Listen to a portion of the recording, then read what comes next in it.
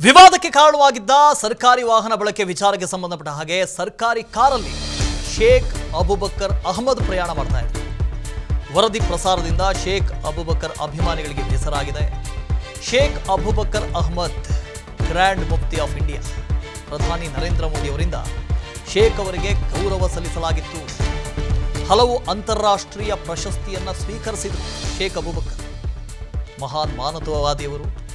ಶೇಖ್ ಅಬೂಬಕರ್ ಅಹಮದ್ ವಿಶ್ವದಾದ್ಯಂತ ಕೋಟ್ಯಾಂತರ ಅಭಿಮಾನಿಗಳನ್ನು ಹೊಂದಿರುವಂಥ ಶೇಖ್ ಅಬೂಬಕರ್ ಅಹಮದ್ರ ಬಗ್ಗೆ ವಿಸ್ತಾರ ನ್ಯೂಸ್ಗೆ ಅಪಾರ ಗೌರವ ಇದೆ. ಯಾರಿಗೂ ನೋವುಂಟು ಮಾಡುವ ಉದ್ದೇಶ ನಮ್ಮದಲ್ಲ. ಶೇಖ್ ಅವರ ಬಗ್ಗೆ ಏಕವಚನ ಬಳಸಿದ್ದಕ್ಕೆ ವಿಷಾದ ವ್ಯಕ್ತಪಡಿಸ್ತೀವಿ. ವರದಿ ಪ್ರಸಾರದಿಂದ ಯಾರಿಗಾದರೂ ನೋವಾಗಿದ್ದಲ್ಲಿ ನಾವು ವಿಷಾದ ವ್ಯಕ್ತಪಡಿಸ್ತೀವಿ.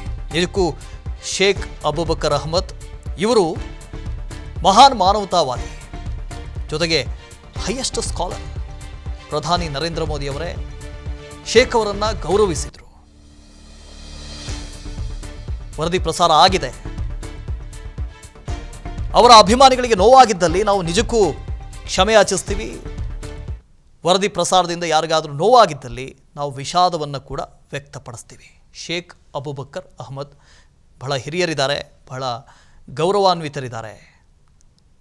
ನಾವು ಬೇರೆ ಬೇರೆ ಭಾವಚಿತ್ರಗಳಲ್ಲಿ ಗಮನಿಸ್ತಾ ಇದ್ದೀವಿ.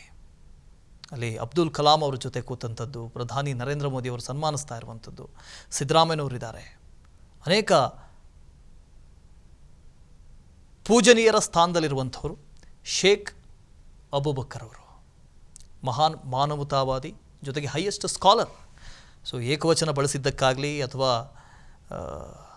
ಒಂದು ವೇಳೆ ಆ ಸುದ್ದಿಯನ್ನು ಕೇಳಿ ಯಾರಿಗಾದರೂ ಅವರ ಅಭಿಮಾನಿಗಳಿಗೆ ನೋವುಂಟಾಗಿದ್ದರೆ ನಿಜಕ್ಕೂ ವಿಸ್ತಾರ ನ್ಯೂಸ್ನ ಕಡೆಯಿಂದ ಕ್ಷಮೆ ಯಾಚಿಸ್ತಾ ಇದ್ದೀವಿ.